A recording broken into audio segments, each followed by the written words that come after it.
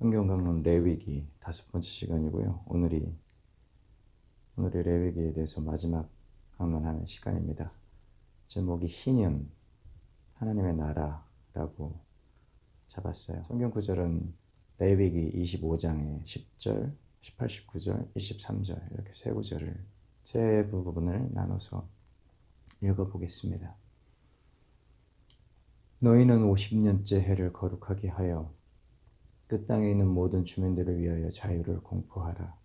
이 해는 너희에게 희년이니 너희는 각각 자기의 소유지로 돌아가며 각각 자기의 가족에게로 돌아갈지며 너희 각 사람은 자기 이웃을 속이지 말고 네 하나님을 경외하라. 나는 너희의 하나님 여호와이니라. 땅은 그것에 열매를 내리니 너희가 배불리 먹고 거기 안전하게 거주하리라. 마지막으로 23절입니다. 토지를 영구히 팔지 말 것은 토지는 다 내 것임이니라. 너희는 거류민이요 동거하는 자로서 나와 함께 있느니라. 아멘. 마지막 23절 말씀이 좀 인상적이죠. 토지를 영구히 팔지 말 것은 토지는 다 내 것이다 라고 하나님께서 말씀하시는 것. 우리가 이 땅에서 땅 몇 평 얻어서 살고 있는데 그 땅이 결국은 영구적으로 이 땅을 지으신 하나님의 것이라는 선언을 하시는 겁니다. 이 말씀은 희년의 모든 것을 회복하시는 하나님의 말씀과도 연결이 되어져 있습니다. 그리고 그 희년은 또 종국에는 하나님의 나라와 연결되어지는 그런 개념으로 이해해야 하기 때문에 결국에는 이 땅이 우리의 소망이 있는 것이 아니고 하나님께서 만드신 이 땅에 거주하지만 결국 우리의 마지막 소망과 바람은 하나님의 나라에 있다는 것을 그렇게 바라보고 소망하게 하는 것임을 이 말씀을 통해서 우리가 유추할 수 있습니다. 레위기의 중요한 개념이 속죄, 거룩, 그리고 오늘 이야기하는 이 하나님의 나라라는 개념이라고 설명을 한 적이 있었는데요. 그렇다면 지금까지 강론 내용을 잠시 한번 떠올려 봅시다.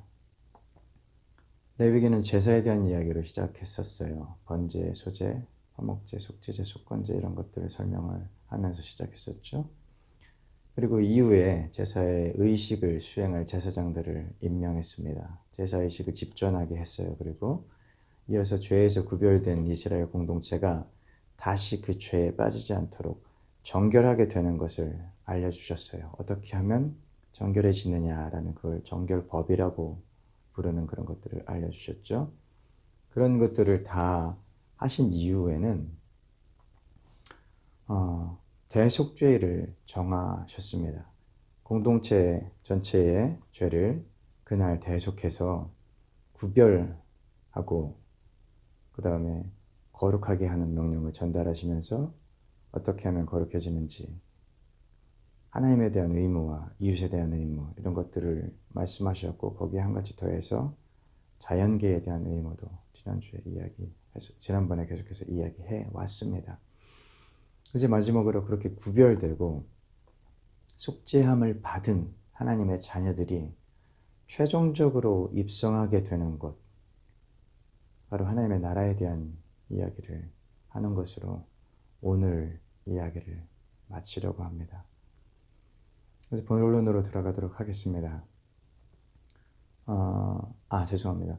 본론에 대한 이야기를 시작하기에 앞서서 한 가지 말씀을 먼저 설명을 하고 싶어요. 이것은 우리가 지금 진행해온 방식에 따라서 세부적인 내용을 우리가 살펴보면서 오지는 않았습니다. 개론적인 방법이었어요. 전체적인 흐름을 이해하는 것, 성경을 전체적으로 성경이 어떤 가르침을, 어떤 정신을 가지고 있는지 그런 것을 통전적으로 이해하기 위해서 그 흐름을 파악하는 방식으로 진행해 왔기 때문에, 그리고 또 레위기 전체 주제에서도 조금 이 이야기가 벗어날 수도 있다고 느껴지기도 합니다. 근데 이것이 예수님과 관련된 대단히 중요한 이해가 될 부분이 있어서 여기에서 말씀드리고 시작하는 것이 좋을 것 같다고 생각이 돼요.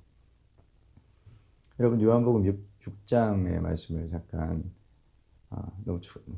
요한복음 6장의 말씀에 그런 예수님이 자기 자신에 대해서 생명의 떡이라고 표현하신 내용들이 많이 등장합니다.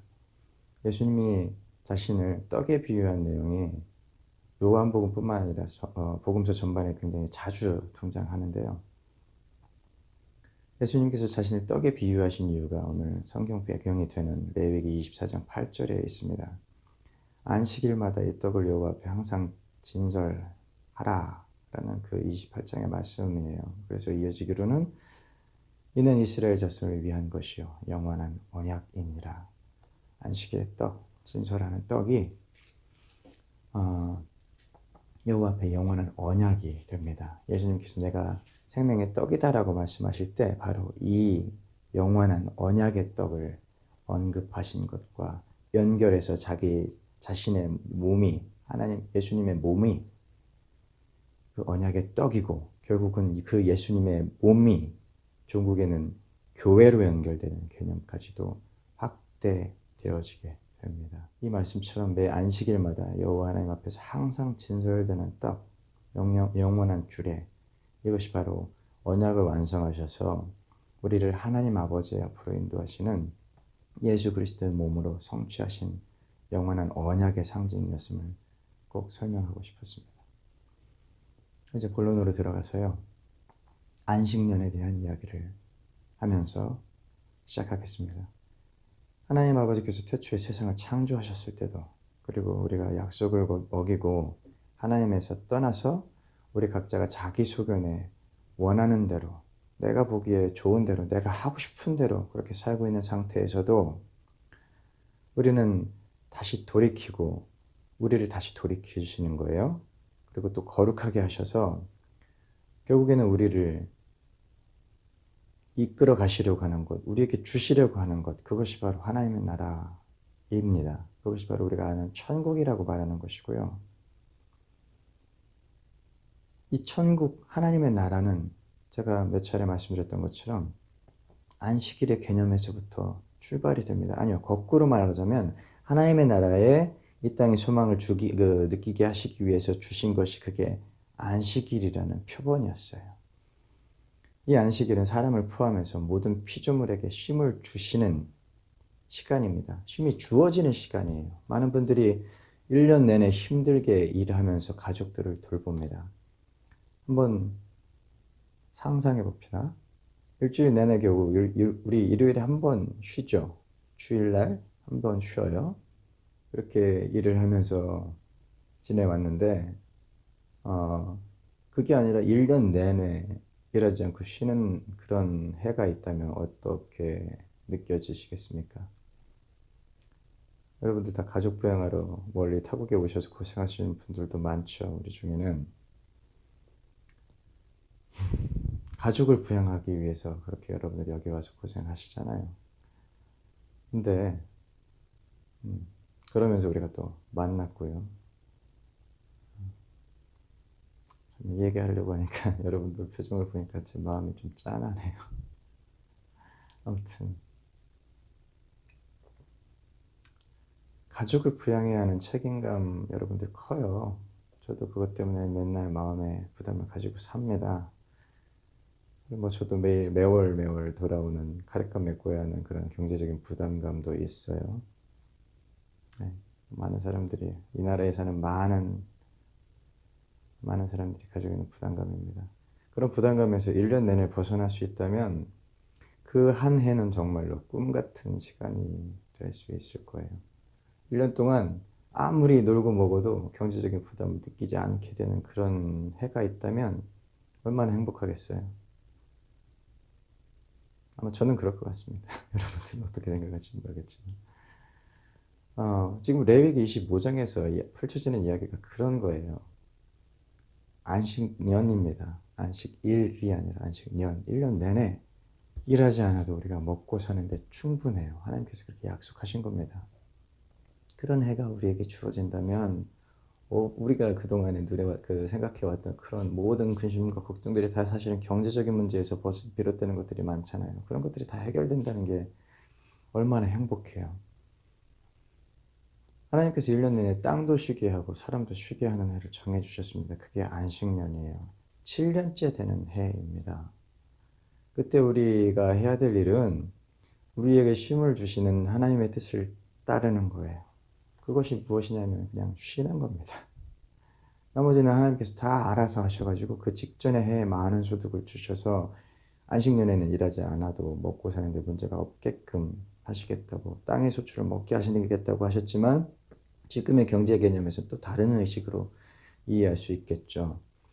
얼마나 환상적인 말입니까? 얼마나 꿈같은 세상입니까? 그런 세상이. 하나님의 나라가 있다면 우리가 그런 삶을 누리지 않겠어요. 여러분들이 지금은 이 땅에서, 지금은 이 나라에서, 지금은 삶의 각 터전에서 여러분들이 치열하게 살고 계시지만 하나님의 나라에서 우리가 누릴 쉼은 그런 모든 것에서 놓여서 자유로워지는 상태를 말해요. 그냥 우리가 그 나라에 살 것은 기쁘게 사는 것뿐입니다. 쉼을 누리는 것뿐이에요. 그게 하나님의 나라가 우리에게 주어지는 가장 큰 그런 위로의 언약 아니겠어요? 꿈 같죠? 네, 이어서 계속해 나가겠습니다. 다른 강론에서 제가 여러분 설명드렸었던 것처럼 안식일은 하나님께서 자기 백성과 맺은 언약과 긴밀하게 연결이 되어져 있어요. 하나님 나라에서 얻게 되는 쉼을 상징하는 거예요. 실제로 성도가 이 땅에서 하나님 나라의 쉼을 실제적으로 누릴 수 있는 날이 안식일입니다. 안식일에 일하지 말라고 하셨고요. 안식일에 쉼을 주시기 위해서 주신 거예요. 결국 이것은 안식년으로 이어지고요. 그것은 결국에는 조금 이따가 이야기할 신년으로 연결됩니다. 이게 하나님의 나라가 우리에게 주어지는 가치이고 의미이고 위로이고 평안인 것입니다. 이스라엘 백성이 애굽에서 탈출했어요. 그 이후에 반복적으로 이스라엘의 공동체에게 하나님께서 강조하시는 것이 있어요. 그게 뭐냐면 여호와 하나님께서 애굽 땅 종되었던 곳에서 인도하여 낸 너희의 하나님이다라고 강조하시는 부분입니다. 종되었던 곳에서 인도하여 내셨다는 하나님이심을 강조하세요. 종의 신분이 근데 왜 나쁜가요? 왜 종이 나빠요? 여러분들 누구도 종 되고 싶어 하는 사람은 없어요. 근데 왜 그 종 왜 되고 싶지 않아요? 왜 그게 나빠요? 하나님께서 이집트, 애굽 땅에서 종되었던 곳에서 건지셨다고 강조하시잖아요. 왜 그렇게 강조하십니까? 종은 지배자로부터 억압받잖아요. 여러분들 근로하시는 사업장에서 어떤 분은 여러분들 친구 중에 지금은 우리 공동체에 나오지 않지만 예전에 어떤 분께서는 근로하던 사업장에서 급여를 못 받아서 외국인이라는 이유 때문에 급여를 못 받아서 억압당했었잖아요. 자유롭지 못하잖아요. 그래서 고통받잖아요. 그래서 종이 나쁜 거예요. 그게 종의 신분에서 받게 되는 핍박이고 압제고 고통입니다. 거기에서 하나님께서 이스라엘 공동체를 끌어내셨어요. 이집트에서 파라오 왕에게 이스라엘 공동체가 종의 대우를 받으면서 살았다고 합니다. 그 종의 신분에서 끌어내셨다고 강조하시는 것이 하나님께서 이스라엘에게 언약을 맺는 첫 번째 단계였었습니다. 근데 그 종의 상태는요, 하나님께서 처음에 이 세상을 창조하신 뜻과는 전혀 맞지 않는 상태인 것이 너무나 분명합니다. 그래서 종의 신분에서 억압해서 압제해서 이끌어내서 자유롭게 하시겠다는 게 그게 하나님께서 자기 백성과 언약을 맺는 첫 걸음이 되는 겁니다. 반대로 압제하는 자, 탄압하는 자, 지배자죠. 지배자가 계속해서 그 자리에 있으면 그는 계속해서 누군가를 지배하려고 할 거예요. 계속해서 타인을 압제하려고 할 겁니다. 핍박하려고 할 겁니다. 그렇기 때문에 지배자는 행복해질 수 있지만 그로부터 압제를 받는 그 대상들은, 타인들은, 이웃들은 그 사람들의 행복은 무너지게 됩니다. 그 사람들의 행복이 무너지게 돼요. 그게 하나님께서 원하시는 상태가 아닙니다. 하나님께서 세상을 만드신 이유도 아닙니다. 지배자들이 가지는 마음, 높아지려는 마음이에요. 빼앗으려는 마음이에요. 결국은 에덴 동산에서 선악과를 먹은 결과로 우리가 각자 자기 소욕을 따라서 자기 탐욕을 쫓아서 다른 사람을 지배하고 다스리려고 하고 있고 자신은 높아지려는 이런 죄성에서 비롯된 것이기 때문에 그러므로 이 모든 것을 원래 상태로 되돌리는 것, 그게 하나님 나라의 회복이라고 할 수 있는데 바로 그런 이유에서 예수님께서는 누구든지 높아지려거든 낮아지라고 하셨었고요. 그리고 또 마찬가지로 섬김을 받고 싶거든 섬기는 자가 되라고 하신 겁니다. 남도 섬기지 않는 사람이 자기만 섬김 받으려고 한다면 그것은 하나님께서 우리에게 가르치신 가르침과는 너무 멀어요. 근데 지금 우리가 살고 있는 이 시대에 이 시대뿐만 아니라 우리가 다니는 많은 교회들에서 그런 모습은 너무나도 많이 나타납니다. 너무나도 많이 나타나요. 다른 말로 설명하면 하나님의 나라는 탐욕을 쫓아 사는 곳이 아니라 하나님의 영, 성령이에요. 성령께서 우리에게 주시는 사랑으로 유지가 되어지고요. 그 사랑의 방식은 예수님께서 우리에게 모범을 보이신 것 같이 예수님께서 우리를 사랑하시는 그 방식 있잖아요. 그 방식, 희생하고 헌신하고 섬기는 방식으로 표현되는 그 사랑을 실천하는 것을 통해서 이루어진다는 겁니다. 탐욕이 아니고요. 하나님의 나라는 그것이 바로 하나님의 나라의 법이라고 설명이 이어서 신년호에 대한 이야기를 해봅시다. 안식년, 1년 내내 쉬는 그 해예요. 안식년. 7년마다 한 번씩 주기로 찾아옵니다. 이 안식년이 7번 반복되면 그 다음 해가 희년이라고 불리는 해가 하나님의 약속으로 지금 이 성경, 오늘 읽은 이 성경 말씀에 있습니다. 이 안식년은 앞서 말씀드렸던 이 안식년은 종국에는 희년이라는 보다 더 하나님의 나라에 가까운 하나님의 나라에 상징하는 개념으로서 이어져요. 안식일, 안식년 이게 뭐 하루 혹은 1년이라는 기간으로 이렇게 딱 특정이 됐다면 희년이 상징하는 것은 그 기간이 얼마냐와 관계없이 회복 그 자체를 말합니다. 영원한 하나님의 나라를 의미하는 거예요. 영원한 하나님의 나라를. 기간은 1년일 수 있어요. 그렇지만 그것이 의미하는 바는 영원한 하나님의 나라를 의미합니다. 영원한 쉼, 영원한 평안, 영원한 기쁨, 영원한 위로 이런 것을 말하는 거예요. 오늘 읽었던 성경 본문의 희년에는 모든 것이 본래의 자리로 돌아갑니다. 종되었던 자들은 자유인이 되고요. 가족에게 돌아가고요. 원래 여기저기로 주어지고 팔았던 땅들도 본래의 주인에게로 돌아갑니다. 근데 그 본래의 주인이 아까 읽었던 성경 말씀대로 하나님이심을 분명히 하셨어요. 그러니까 그 모든 것들이 다 원래 상태로 되돌려진다는 그 의미입니다. 이 희년에 대한 말씀 역시 애굽에서 이스라엘을 인도하여 내셨다는 강조의 말씀으로 맺어집니다. 그가 이같이 속량되지 못하면 희년에 이르러는 그와 그의 자녀가 자유하리니 54절이에요. 그 다음에 이스라엘 자손은 나의 종들이 됨이라. 그들은 내가 애굽 땅에서 인도하여 낸 내 종이요 나는 너희의 하나님 여호와니라. 55절의 말씀이에요. 애굽 땅 종되었던 곳에서 인도하여 내셔서 희년의 안식을 주시는 여호와 하나님입니다. 고대인들에게 있어서 길어야 인생이 성경에는 뭐 한 60, 70 된다고 그렇게 표현된 곳이 있죠. 근데 대부분의 많은 고고학적 자료들을 살펴보면 평균적인 수명이 50세를 넘기지 못했어요. 조선시대의 평균 연령들이 여러분 많이 들어보셨지만 한 4, 50세 정도 된다고 하죠. 그래서 옛날 분들은 환갑을 사시면 오래 사셨다라고 이야기를 하셨어요. 한국인들에게 환갑 60년이거든요. 그런 수명 뭐 길지도 않았다. 요즘은 그거의 평균 수명에 따지면 2배 뭐 이상 늘어난 것 같아요.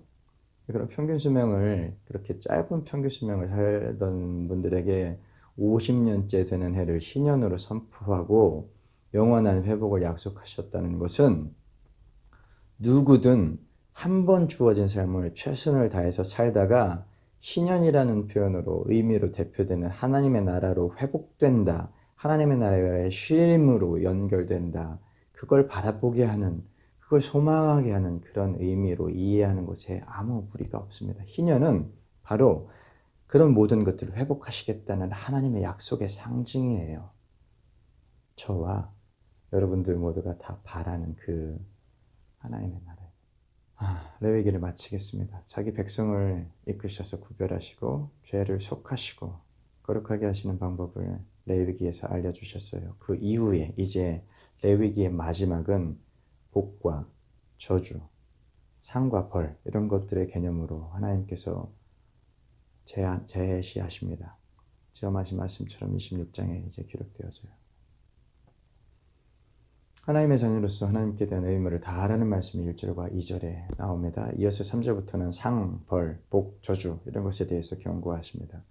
그들에 대한 하나님의 권면은 이스라엘이 하나님의 규례와 법도를 잘 지키면 어렵지 않게 이기게 하겠다라는 약속을 주셨고요.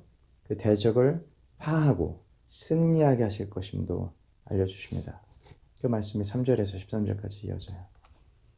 여기서 또 하나님은 이스라엘을 애굽에서 건져내고 구원하셨던 분임을 또 강조합니다. 이스라엘의 명예였던 애굽의 빗장을 부수고 바로 서서 걷게 하셨다는 성경 말씀으로 표현하십니다. 그러나 이후에 기록된 하나님의 말씀으로 짐작컨대 여호와 하나님께서는 이스라엘이 하나님의 말씀에서 속히 떠나서 부패할 것을 알고 계셨던 것 같습니다.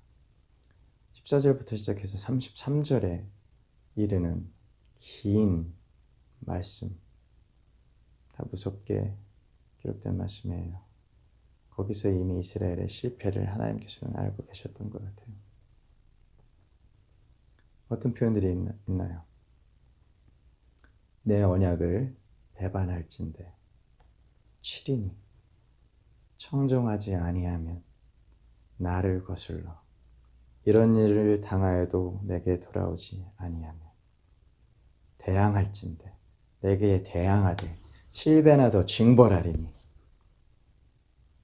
이런 표현들이 계속 반복됩니다. 이런 부정적인 표현들로 반복되는 것은 이스라엘 공동체의 강팍함을 하나님께서 너무 잘 알고 계시기 때문이었던 것 같습니다. 이것이 다만 이스라엘 공동체의 이야기만은 아니겠죠. 분명히 우리 인간의 본질이 그렇다고 우리 중에 누구도 부인할 수 없을 것 같잖아요. 우리 역시도. 우리 역시도 말할 것 있나요? 제가 그렇습니다. 제가 그런데요. 잠깐만 한눈 팔면 하나님께로부터 멀어져 가고 있고요. 29절의 말씀을 읽어보겠습니다. 너희가 아들의 살을 먹을 것이요 딸의 살을 먹을 것이며 30절에는요. 내가 너희의 산당을 헐며 너희의 분향단을 부수고 너희의 시체들을 부서진 우상들 위에 던지고 내 마음이 너희를 싫어할 것이며 내 마음이 너희를 싫어할 것이며 33절에는요. 내가 너희를 여러 민족 중에서 흩을 것이요 내가 칼을 빼어 너희를 따르게 하리니 너희의 땅이 황무하여 너희의 성읍이 황폐하리라. 이 말씀이 미리 예언되었듯이 그리고 역사를 통해서 우리가 아는 바와 같이 이스라엘은 이 복과 저주에 대한 선택의 기로에서 복이 아닌 저주를 택했고 그 결과 나라가 망하고 수천 년을 떠돌아야 했습니다. 이제 오늘의 이야기를 마치면서 레위기를 정리하겠습니다. 레위기를 통해서 우리는 하나님의 구별과 속죄, 거룩하게 하심, 그리고 하나님 나라에 들어가는 것 모두를 살필 수 있었어요. 그리고 그동안 우리가 너무 추상적으로 생각해왔던 것, 어떻게 하면 거룩하게 되는가 하는 것에 대해서도 함께 이야기했습니다. 오늘 이야기한 내용은 희년이었고요. 하나님의 나라는 어떤 성격으로 우리에게 주어지는 것인지 그 희년에 대한 이야기를 하면서 살펴보았습니다. 그것 잊지 말아야 할 것 같고요. 하나님의 나라는 성령 안에서 늘 의와 희락과 화평으로 우리에게 주어집니다. 쉼으로 주어집니다. 레위기 내내 자기 백성을 구별하시고 죄를 속하시고 어떻게 하면 거룩하게 되는지 하나님의 나라의 백성이 지켜야 할 규례를 알려주신 하나님께서 이제 레위기를 마치면서 복과 저주를 남겨두십니다. 선택을 하라는 거예요. 하나님 아버지의 율례와 법도를 따라서 행하면 그것이 복이고 궁극적으로는 그것이 우리를 하나님의 나라로 이어지게 될 것이고 그 나라의 유업을 물려받을 것이며 오늘 이야기한 희년으로 대표되는 그 나라의 상급을 받게 될 겁니다. 그 나라에서 우리가 누리는 것은 쉼이요 평안이요 기쁨이요 이런 것들이죠.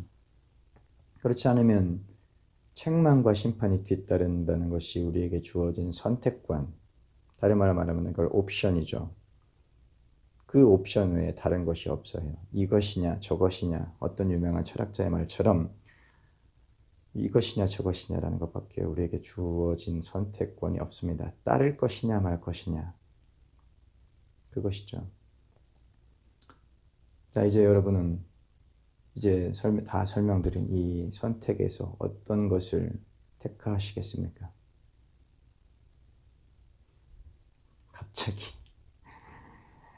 갑자기 모임에 와서 예배를 참석하고 있는데 뭘 선택하라고 하니까 굉장히 없으실 텐데,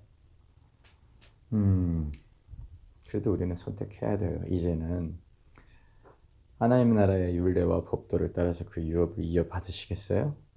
아니면 진노와 심판 가운데 놓으시겠어요? 제가 여러분들한테 이렇게 무서운 말씀 드려서 죄송합니다. 여러분한테 이 말씀을 드려야 합니다. 언제까지 여러분들에게 축복만 이야기할 수 없어요. 여러분들, 우리가 하나님의 축복, 하나님의 복을 거절하면요, 우리는 그 거절의 대가로 심판에 놓인다는 것을 저는 여러분한테 말씀드려야 합니다. 말씀드리지 않으면 제가 거짓말장이가 돼요. 심판과 저주는 하나님의 율례와 법도를 행하느냐 아니냐로 판단받게 됩니다. 그 하나님의 나라의 법인 율례와 법도는 다른 것, 어려운 것, 모호한 것이 아니라 지난주에 살펴본 것처럼 하나님에 대한 책무, 이웃에 대한 책무, 그리고 하나 더 덧붙인다면 피조개를 관리하는 책임, 이런 것 등이었습니다. 여기서 한 가지 여러분에게 꼭 알려드릴 것이 있어요. 하나님을 사랑한다고 하면서 이웃을 미워하면 그것이 어찌 하나님을 사랑한다고 하는 것이냐, 거짓말하는 것이다 라는 말씀이 요한 1서의 4장에 나옵니다. 20절일 거예요 아마. 아울러서 요한 1서 4장 전반에 드러나는 정신은요, 하나님을 사랑한다고 하면서 이웃을 사랑하지 않는 것은 거짓말이라고 말하는데, 반대로 이웃을 사랑하면 하나님을 사랑하는 것이 증명된다고 그렇게 논증하고 있어요. 그러니까 여러분, 우리는 하나님을 사랑한다는 것을 이웃을 향한 사랑을 실천하는 것으로 증명해야 한다고 성경에 기록했다는 겁니다. 하나님 사랑합니다 라고 교회당 안에서 앉아서 예배드린다고 그게 실천되고 증명되는 것이 아니라 하나님을 사랑한다는 것을 이웃을 사랑하는 것으로 증명하라는 거예요.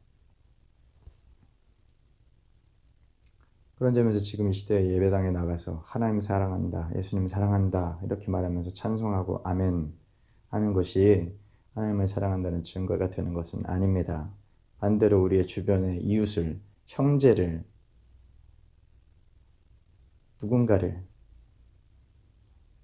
사랑하고 내가 할 수 있는 일로 그분을 돕고 우리가 서로를 돕고 격려하면서 서로에게 의지가 되어준다면 그것이야말로 내가 하나님을 사랑합니다 라고 말하는 것에 증거가 되는 것입니다.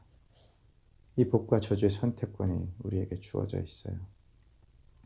우리는 앞으로 남은 일생 동안 계속해서 이 선택 앞에서 살아가게 될 것이고 그 선택권을 계속해서 행사하게 될 거예요. 그 행사를 하라고 요구받게 되는 겁니다. 하나님 앞에서. 잊지 마세요. 우리는 어느 때에 하나님의 부름을 받을지 몰라요.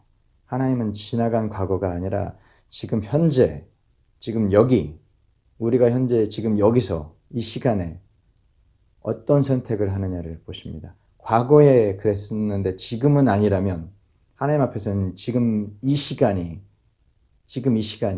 현재의 시간이고 우리는 지금이 아닌 그것이 과거의 어떤 시점에 우리가 살았던 그 시점에 내가 옳은 일 했던 것이 아니라 지금 내가 무엇을 선택하느냐, 그것이 하나님 앞에서 현재입니다. 과거에는 아니었는데 지금은 복을 선택한다면 과거가 아닌 지금의 그 선택이 하나님 앞에서 현재가 되는 것이고요. 우리 모두가 복의 선택을 지금 현재의 상황에서 하나님께서 기뻐하시는 선택으로 모두 다 응답해야 합니다.